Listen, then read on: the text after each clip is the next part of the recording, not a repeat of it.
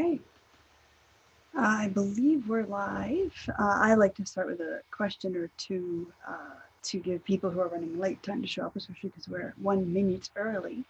So if there's anybody who already has a question that you can share in Discord, then it will be relayed to me via the magic of the internet to have an intro bit of chat. Great to meet everybody. Sorry to show up damp, but I didn't want to interrupt my when I exercise in the day too. And one of the great things about Zoom is it lets an author not have to give up as much of our working routine, so I can get some good writing in this afternoon as well as meeting with everyone, which is fun. I can make sure the Discord is up.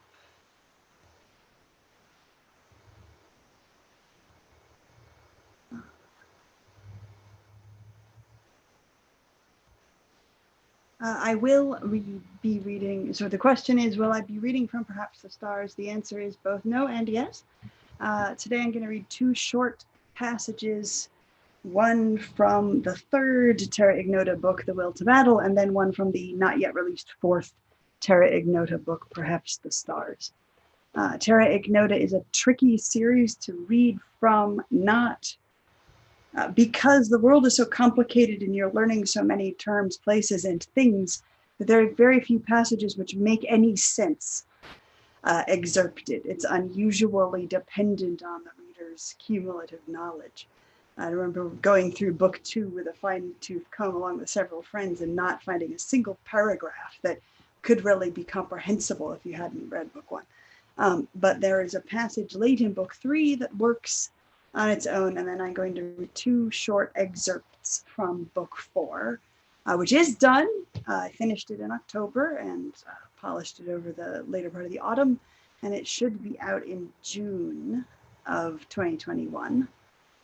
But it's a whopper. It's twice the length of the other 3, so it's going to take them extra time to do the meticulous editing, particularly because it's using a couple more alphabets than I have before. I believe, okay, so to begin, hello all, I'm Ada Palmer, for those who haven't met me in person before, and I shall read from Terra Ignota, which begins with "To Like the Lightning." So this first passage is from the third book. This takes place late in the book, and we're describing the opening ceremonies of the first Olympic Games to be held in Antarctica. So this is in the 25th century, and there are now 6 Olympic rings, not 5, because the Olympic rings symbolize the 5 inhabited continents. And in the future, since people live in Antarctica and have had the Olympics in Antarctica, there is now a 6th gray ring joining the 5 other Olympic rings. That's one of the key things to know. This is actually the first summer games in Antarctica. They had hosted the winter games earlier, but it's the summer games that are very challenging because that's the cold part of the year. But nonetheless, with tech, one can do it. The other things it's useful to know here, we'll see a lot of figures mentioned who we don't know who they are, that we've never heard of before, many of them athletes. But one person we encounter is Aesop Quarryman.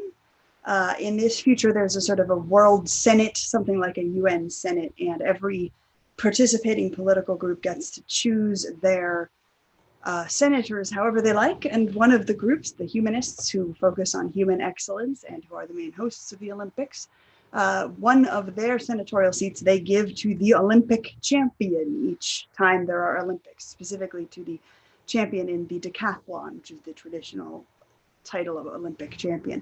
So Aesop Quarryman is a senator, but because of being an athlete and not because of being a politician, is sometimes referred to as the strangest senator, because she's the only person who becomes a senator through just a totally apolitical advance. So we'll see Aesop Quarryman, who has been the spearhead of the Antarctic Olympic bid. Occasionally, you'll see me at cons with a badge ribbon that looks like a Worldcon badge ribbon that says Antarctica 2454, which would be a great place to have a Worldcon, but is also where they're having the Olympics. There's also a figure called Hugo Sputnik. Uh, this is a figure who was mentioned earlier in book one as being important and famous, but we have never heard anything more about them, just that they are somebody who's important and famous. So in this passage, we will finally see Hugo Sputnik for the first time and find out what happens and who that is. But you don't already know who that is. This is the moment of debut. It's also useful to know that at this point in the 25th century, a group called Utopia, or the Utopians, another political group like the Humanists, are halfway through a 500-year Mars terraforming project. So they still have another 239 years to go, I think it is, but they are plugging away at terraforming Mars, slow as it is. And the other, of course, is that the Olympics are often, war by other means in a way, a place where political polities vent their tensions and show off their competition. And you can often sort of feel the tensions of the world in the subtext within the Olympics. So you will see here signs of trouble, signs of tension, signs of distrust being played out through the Olympic opening ceremony in the way that it is for us and has been for a long time. All right. So from the will to battle. The Milky Way turned out to watch, its long line of hyper-crowded lights, more like city fog than stars, staring down at us through the black of the long Antarctic night. The stadium roof was open to the sky and darkness, and the spectators were darkness too, tens of thousands of silhouettes, since the stadium itself is the light source, glowing from beneath, now azure, now fire, now sunny white, to suit the evolving spectacle. It was all built of ice gels, soft and fluffy for the seat cushions, springy for the walkways, steel strong for the base, and even the veins of light which branched like lightning through the clear blocks were some conductive form of ice that the leaflets bragged about. The spectacle portion began with ships, real creaking wood, which braved the choppy currents of a pool that filled the arena. Then the pool rose, a transparent cylinder of water as high as the highest seats. Swimmers danced through it in costumes of fantastic colors, so stunning that we didn't care what stage of Antarctic history they were supposed to represent. They trailed structures as they swam, lines of what seemed like glitter but hardened in their wakes into permanent trails like jet smoke, or the shapes that ribbon dancers weave, but solid. It was ice. The water they swam through was far below freezing, kept liquid by some science, but at the top of the tank was a layer of some other water, warmer and quick to freeze, which the swimmers would splash in and then veer down, so it froze as they sucked it down with them through the sub-zero currents below. They wove the ice streams together like maypole dancers, constructing dive by dive a shape, which seemed a fan at first, then a flower, then the chalice-shaped cauldron which we realized must soon hold the flame. A parade arrived to ring the water column, people and creatures, and we gasped as the swimmers joined it by exiting through the sides of the pool, forcing their bodies through what was not solid glass but gel, which resealed around them, letting only the faintest glittering drips escape. Kip gel, I think it's called, and it can make a spacesuit that you could reach through to scratch your nose and eat. Horses came next, riders with long lances who slashed the gel tank and released streams of water which froze midair to form arches and stalagmites. Dancers climbed them and waved colorful things around, and there were huge sheets of cloth which they got wet and flapped so they snap-froze into stiff, curved sheets, and they built structures out of them and climbed up those and built other structures and sliced up the now empty tank and used the gel pieces to build trampolines and jumped everywhere and flung colorful water which froze in the air, and then it all lit up and suddenly it looked exactly like a city. And we cheered and cheered and cheered. Next came the parade of flags and colors and amazing ethnic hats. The Greek team marched first, as always. led by flag bearer Krathis Pateras, the first biological female to ever take gold in the open division javelin throw. The French team wore gold to declare support for Ganymede, and the Spanish team received a particularly enthusiastic roar of welcome, while in the stands the king and queen waved their support. The Hive teams either felt or faked high spirits. There were uncomfortably many Masons, and I couldn't believe how many athletes marched stratless and unaligned, not just under the 3 Hiveless flags, but a big mass of them marching under the naked Olympic flag. I'm used to 2 or 3 athletes going without a team due to some protest or transition, but 46 stank of chaos. Each of the 6 humanist teams chose its flag bearer as brilliantly as ever. For the gold team, dedication to the parallel honing of mind and body, poet, calligrapher, boxer Wentz Courier. For the blue team's focus on record breaking through advances in knowledge and science, Takeshi Dubois, whose research on joint structure had revolutionized long distance walking. For the red team's commitment to bringing each unique body's strengths to peak perfection, we saw a new face, Cassidy Hike-Trail, the most promising young gymnast of the game.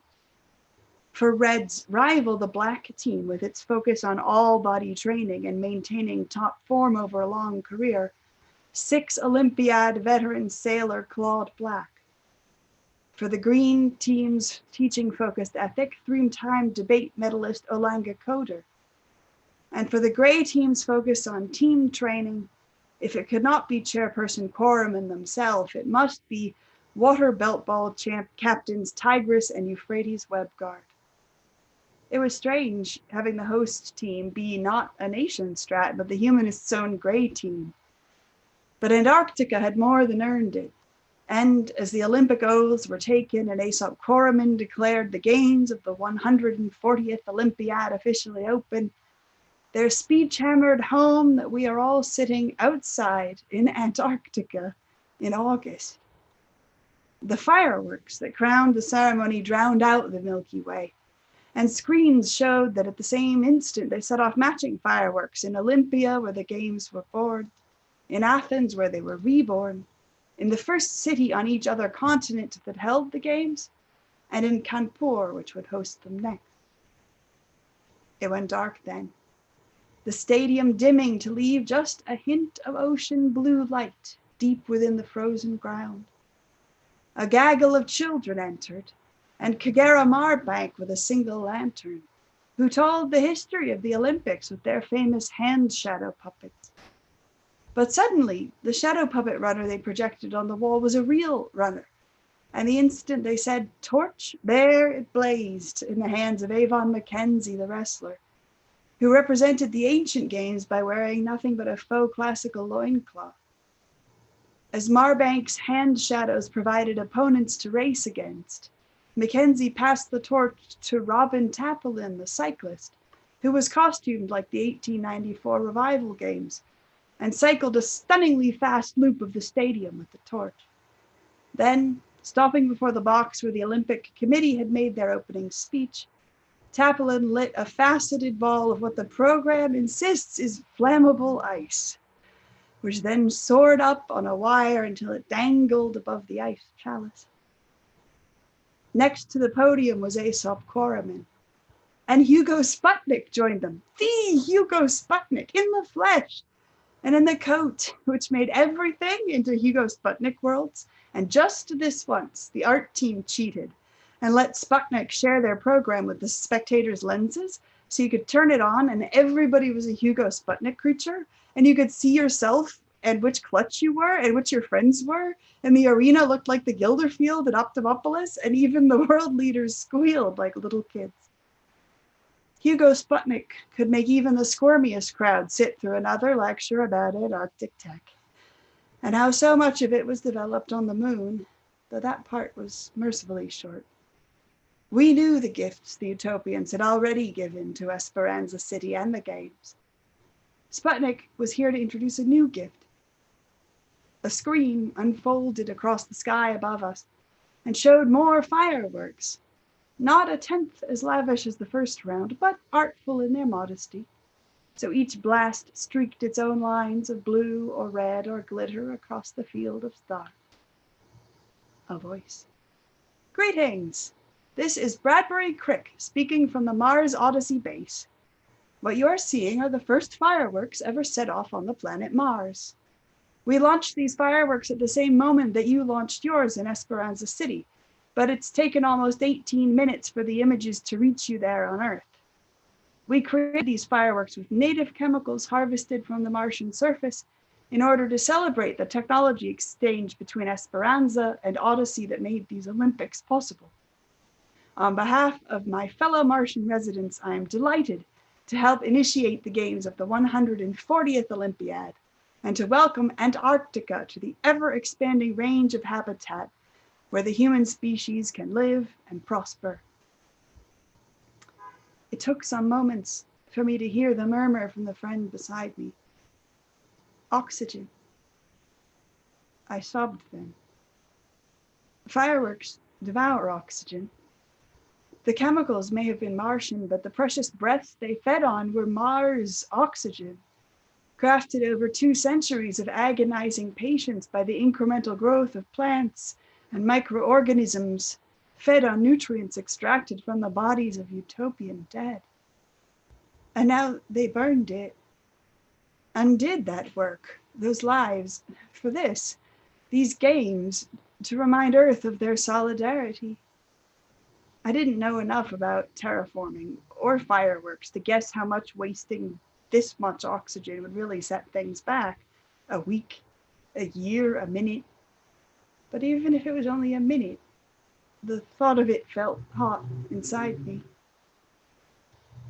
And now, Bradbury Crick continued, on behalf of the Utopian Mars Terraforming Project, and following proudly in the footsteps of the organizers of these Esperanza City Games, Hugo Sputnik will present to the Olympic Committee our bid for Odyssey to host the Games of the 280th Olympiad in the year 2766, 312 Earth years from now.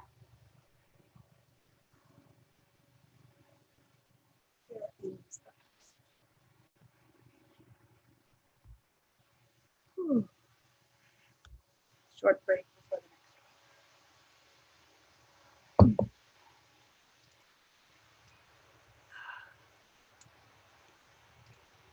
So book 4 is, as I said, quite long, and there's a lot of plot to build on. But the passages I'm going to read, it's a pair of passages, and after that we can do Q&A.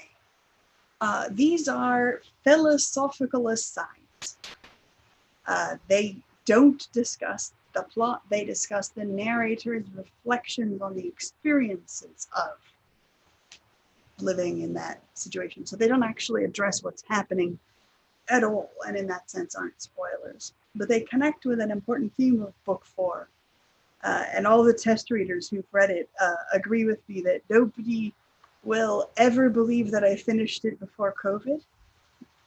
Because one of the big themes of book 4 is distance and being stuck places, and how, despite the advances of civilization, things can still break down in such a way as to leave us as helpless as ancient peoples ever were in the face of insoluble realities of our experience, like distance. So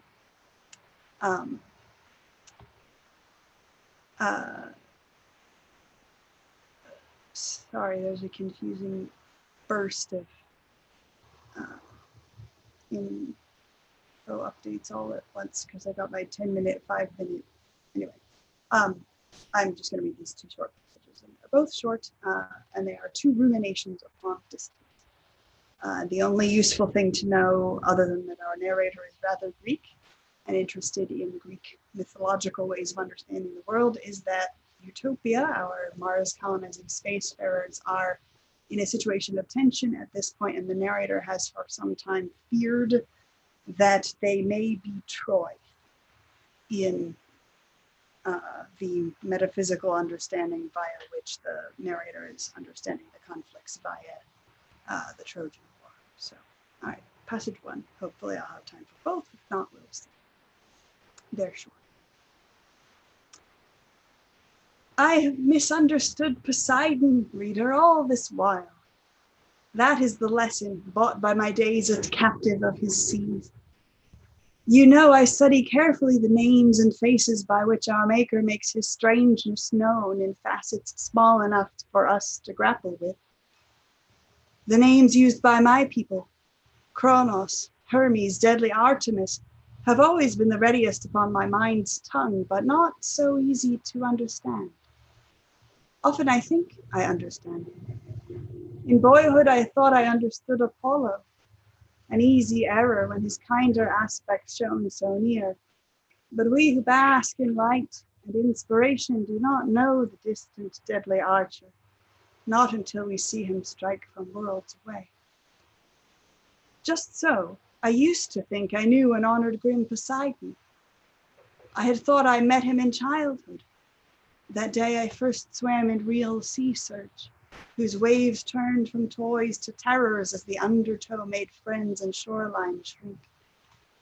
I had thought I had met both Zeus's brothers that day, as my child limbs weakened, and the god who shakes the earth dragged me farther out into his waters, where the third brother's kingdom waits one drowning gulp away. But even then, my thoughts were half of storybooks, of Jason and his Argonauts, of rafts and shipwrecks thrilling in my mind. This is what it felt like to them so long ago, our ancestors, why they believed the grim sea was a god. They, not I. I knew in half an hour I'd be in a car again, hopping with a thought across the sea whose power once made every ship's launch equal parts hope, prayer, and funeral. We brave the seaways now for sport, for self-indulgence. We conquerors descending for a voluntary tussle with an old foe now domesticated, like our fawning household wolves. No, reader, that conquered thing is not Poseidon. We mistake, we foolish moderns, when we seek the sea god in the sea. He is not H2O, not surface tension, tides, and shorelines known and knowable. We cannot see him while we sat cocooned within our arrogant prostheses, trackers, vid feeds, cars. But Ares stripped those from us, leaving us naked before his grim-faced uncle, whom we face now in the sea, the land, the sky, and in that outer sea, where utopia's bright barks shudder fragile still. The god who rings the earth, Poseidon, is old enemy distance, reader. That facet of our Maker's making which, alongside death and time, we often find hardest to understand. Technology mitigates the tyranny of distance, but Poseidon has grown no weaker over time. And when mischance conspires with him, their union trumps our brash technology. 100,000 years ago, we hollowed out a log to make a boat. But yesterday, I still sat weeping on the shore, with no tool to help me reach my friends again but prayer. And so will others sit and pray when mischance strands them on a rock around some distant sun, 100,000 years from now.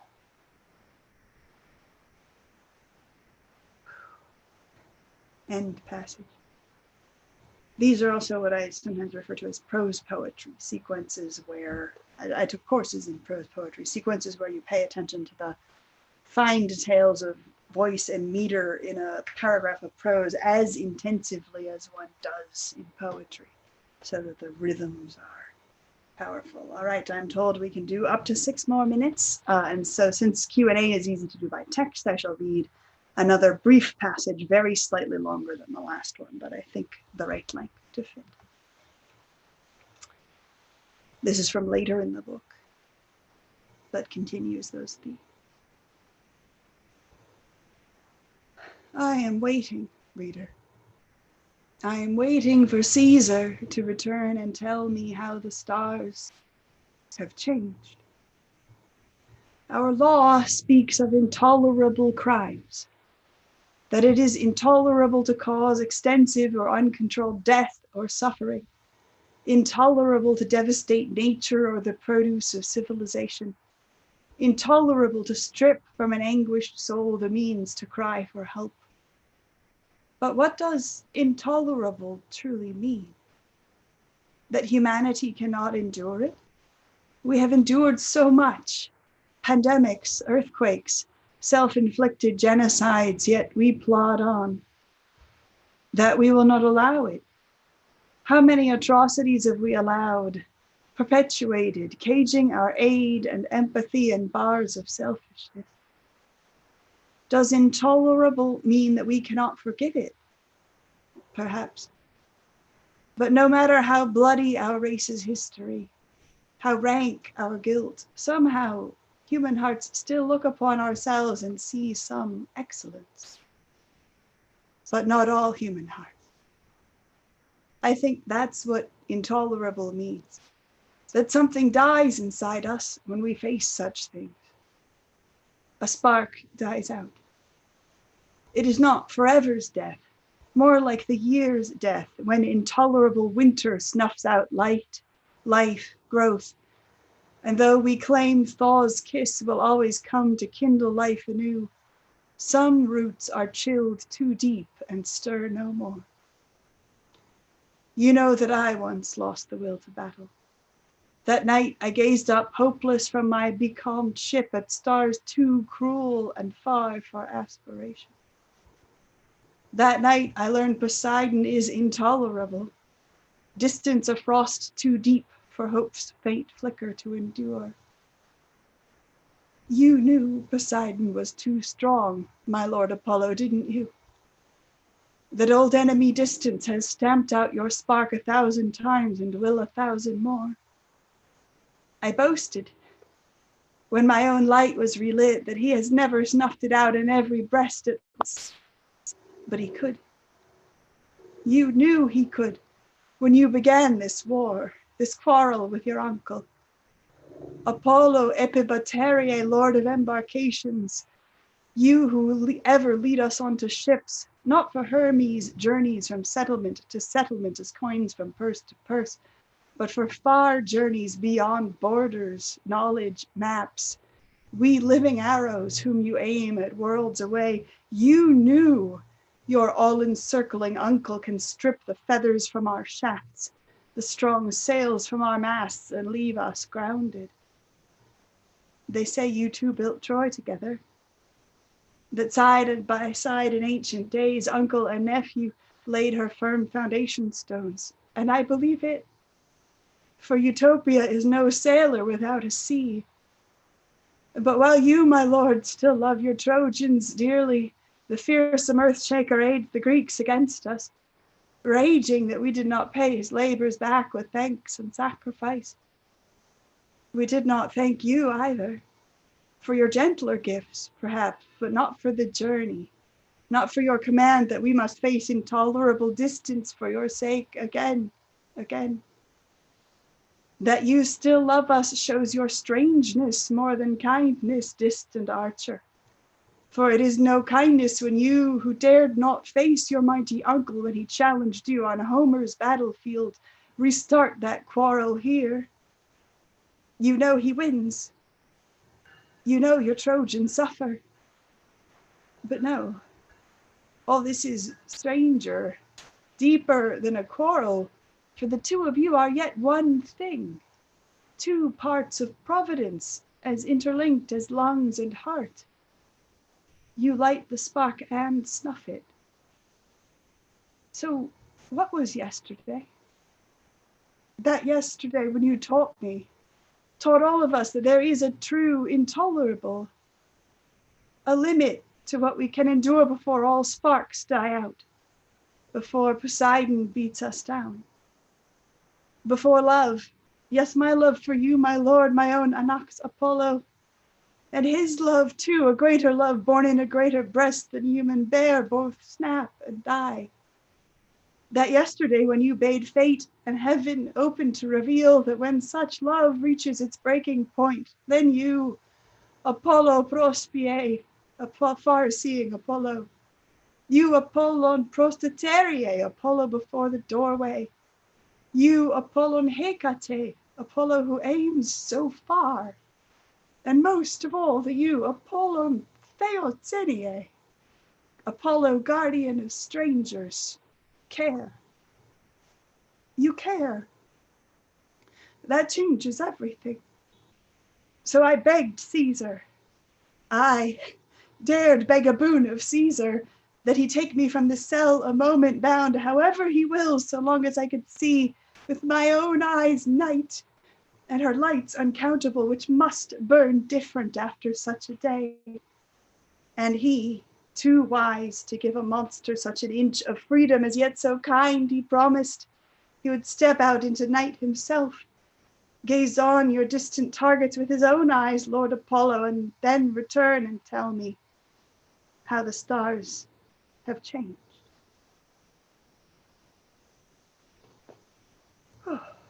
That is the end. And we're out of time, so I shall do Q&A in Discord. Thank you very much.